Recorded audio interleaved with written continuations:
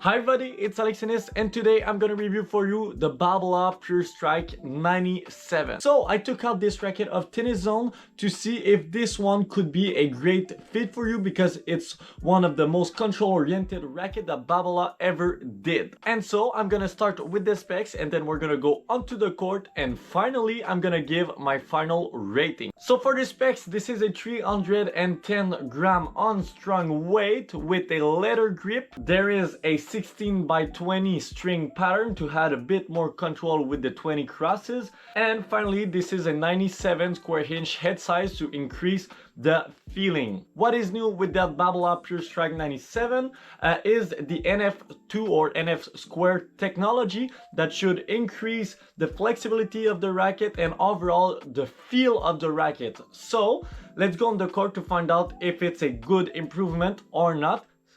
Let's go. If you're looking to buy some tennis products online, then I have a great news for you. You can use the code ALEXTENNIS to have 10% off your next purchase on Tennis Zone. Thanks to them for making this video possible, and let's go back. On the court with the Babolat Pure Strike 97, the first thing that I felt was the stability of this racket, and that's a great news because I felt like it was as stable as the older generation, so the Babolat Pure Strike VS. The difference that I felt was basically at the upper hoop. I just felt like it was a bit more flexible, and so even though you're not losing the stability, the feel changed a bit from this predecessor because it feels a bit more flexible, a bit more modern, just a bit like a Wilson blade, let's say. Obviously not as flexible, that's for sure, but yeah, I just felt like it was allowing me to feel a bit more the ball and so to put a bit more top spin. When you're at the baseline, you feel like if you're timing the ball really well, the ball is gonna be deep and heavy, but if you're not timing the ball, then it's gonna be low and really slow. So you need to time the ball really well. Coming at the net, I just felt like sometime when I was doing some volley, the static weight was so high because I know it's a 310 grams racket, but it feels so much more heavier than this. I just felt like I was missing long just because I didn't have any racket head speed or control. So if your racket head speed is pretty low, then you're gonna miss long a lot of time. So you need to prepare to go for a full swing, that's for sure. At the serve, if you're able to swing this racket, then it's gonna be insane, probably one of the best racket to serve. But again, you need to be able to serve with this racket because the static weight may not seem like a lot, but it feels a lot heavier than it is. It's really tough to swing around, that's for sure, but definitely a great racket if you're an aggressive player that loves to attack. That's for sure. You're gonna have a lot of control, but at the same time it's not gonna hurt your power.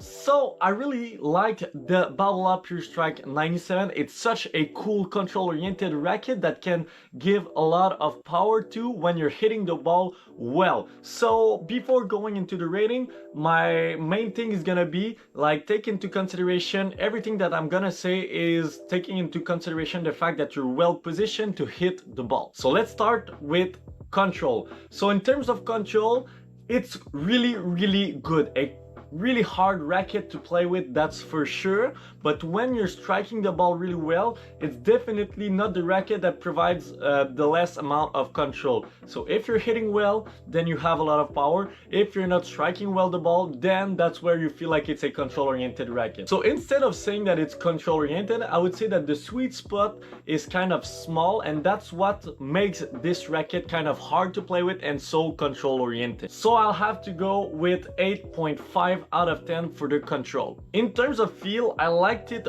better compared to the Pure Strike VS just behind me because I felt like the upper hoop was a bit more flexible in general. I wouldn't say though that it's an improvement because I think it's pretty personal. Like I like flexible racket. Keep in mind that I play with the blade, so I like a flexible racket. So that might be the reason why I like a flexible hoop, that's for sure. But if you like to have a more stiff racket, definitely not the best one for you. But I feel like the feel is just a bit better. You're feeling a bit more the string bed. So in general, not a bad racket. So I'll go with 9 out of 10. In terms of power, like I said, it's pretty weird because like when you're hitting the ball really well, you can feel like it's really good, but it's like how many times can you hit the ball cleanly with this racket, with that weight and with that small sweet spot? So I'll go with like 4 out of 10, but definitely not the most powerful one. But when you're striking the ball really well, then it's flying, that's for sure. In terms of topspin, I was really surprised that the amount of topspin that this racket can generate is quite good. So I'll go with a 7.5 out of 10 because I was able to still put a lot of topspin even though it was a 97 square inch head size. So there you have my overall rating over here. Finally, I would recommend this racket to people that are really fit and really well positioned, so that has a good footwork and that are pretty strong, not like me, so that they can hit the ball pretty hard and pretty clean. I would have to recommend this racket to people that are aggressive baseliner, that's for sure, and that loves to use a big serve because that's definitely one of the strengths of this racket. I wouldn't recommend this racket to people that are not fit or that are struggling to hit hard because this racket won't give you a lot of chance to hit clean, that's for sure. Thanks to Tennis-On for letting me borrow this racket out of their store. Don't forget to like, to comment, and to subscribe, and see you next time. Bye bye.